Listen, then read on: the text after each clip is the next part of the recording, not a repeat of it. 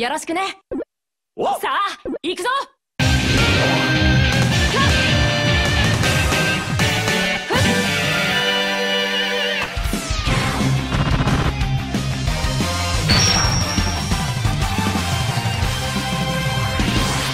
Hello everyone and welcome to another quick update on Rockman X DiVE.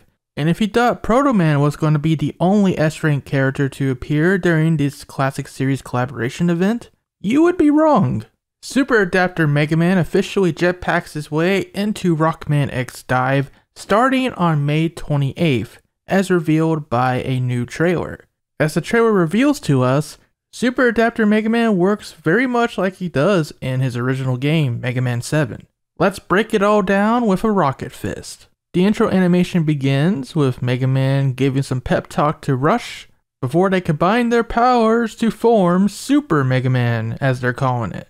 Mega Man then showcases his newfound powers by zipping around the screen, stopping for a split second to reference his first official artwork, firing his fist to reference the second one, then finally landing on his last pose. I think this is gonna be my second most favorite animation after the Ultimate Armor X one, which is very fitting because this is pretty much classic Mega Man's Ultimate Armor if you think about it.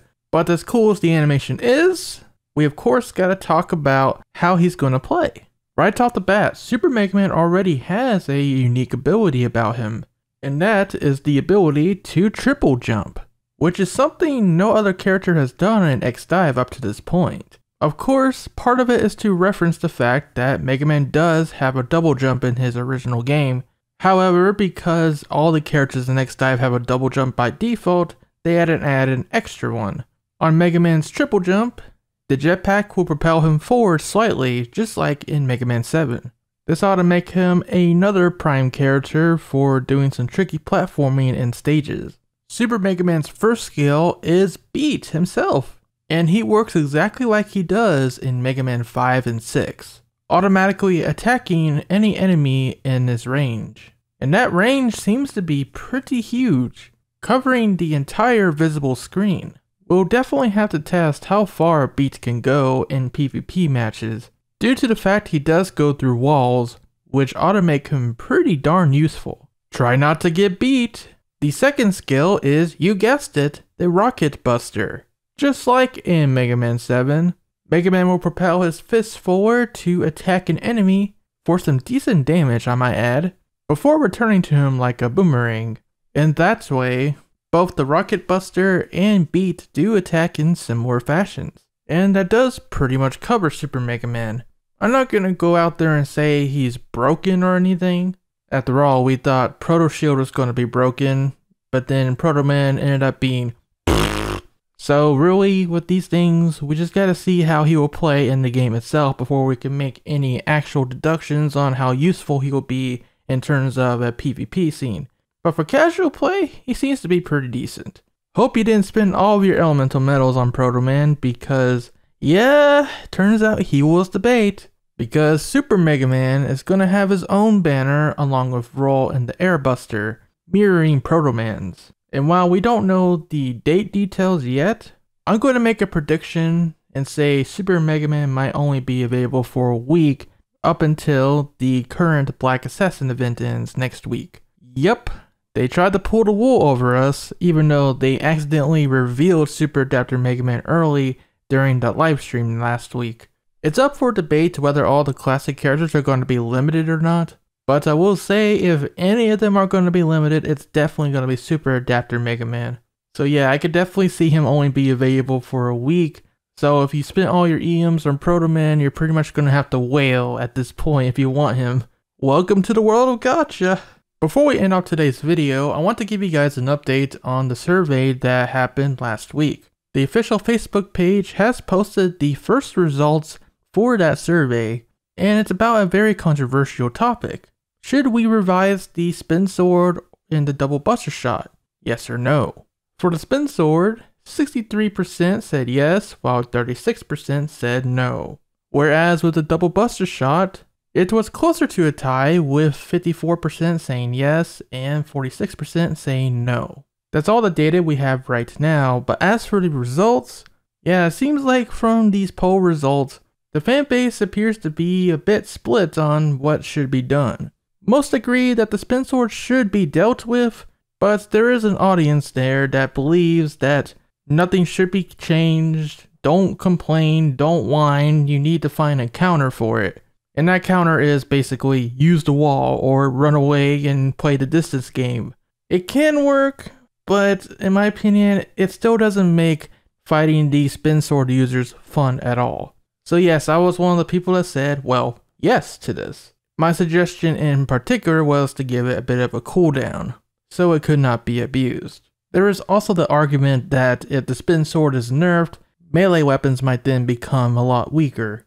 I don't necessarily disagree with that, but at the same time, like some people have been saying in our own community, spin sword is pretty much the way to play if you want to win, especially in the higher ranks of PvP ranked. Considering it's the winning strategy, of course people are going to vote no on it to get Capcom not to do anything so they can keep abusing it. Honestly, it just needs to get nerfed. I'm not going to say it's the most broken strategy in the world because, you know, First Armor X or double sprayers exist. Mega Man just came out with his Leaf Shield that inflicts slow on you. But I do agree that spin sword is definitely the one that's the most unfun to deal with. It forces you to play a game of cat and mouse, and basically the floor is lava. Do not touch the ground at any time or you are dead in a split second. Not to mention, turbo controllers exist, y'all. All you gotta do is hold down the button, turn on turbo for your dash button, and congratulations, you are a spinning pizza cutter of destruction. Not everyone is going to do that, not everyone is a controller player, but if the spin sword stays in its current state, more people are going to abuse it, considering I just talked about in the video too, that's also a thing. Yeah, in conclusion, it just needs to be nerfed, something has to be done about it. Yeah, melee weapons might become less useful because of it, but the thing is, currently it's too powerful. I'll wait out the timer if I have to. I think it'll be a tie. Yeah. It's like, yeah, I don't need wins. Not really. So I did find out if it does time out, whoever has the most lives win. He got tired. Use it! Now use your control as well. Checkmate. Do not ever doubt the wall again. Ever. The only difference with ranked is you have an enemy there, so be careful. Ever. As for the double buster shot, yeah, that one isn't such a big deal. I wouldn't call that super broken. The real issue with that one was the fact that the screen just shook all the time, and there was a whole whirlwind of effects going on when people were switching so often that actually caused people's games to crash. However, the X DiVE developers have already done something about that by turning off the chip visual effects in PvP mode specifically. Granted, that change does cause some weird things like not being able to tell if someone is running Steam Chameleon until you see the shield go up, but overall it is a positive change because now people's games won't crash, hopefully. At this point, the only reason I would probably say add a bit of cooldown to that weapon swapping thing is because of different weapons, not even busters, but like sprayers, because if you swap those quickly, they can be pretty powerful. Overall though, I don't necessarily mind if they change it or not. The spin sword was the biggest point of contention for me. But what do you think? Are you on team yes or team no?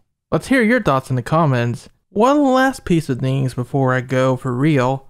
A new Super Up Capsule has appeared as of yesterday, and if you haven't seen it already for yourself, it features none other than Second Armor X and the Destroyer weapon. You get a 5x chance of getting him or the weapon, and this time the new S rank rates are applied to this banner. So there you go if you still need Second Armor X. But if you want Ferrum instead, I'd say hold on to your medals for a little bit longer, because you might remember that Ferrum came out around the same time as Second Armor X, so a Super Up banner for her may appear rather soon. Use your EMs wisely. And I want to thank you guys for tuning in to this Rockman X DiVE update. For more on this game, including the next update details as it comes, and all things Mega Man, stay tuned to ShadowRockZX. Until next time, rock on and have a rocktastic day.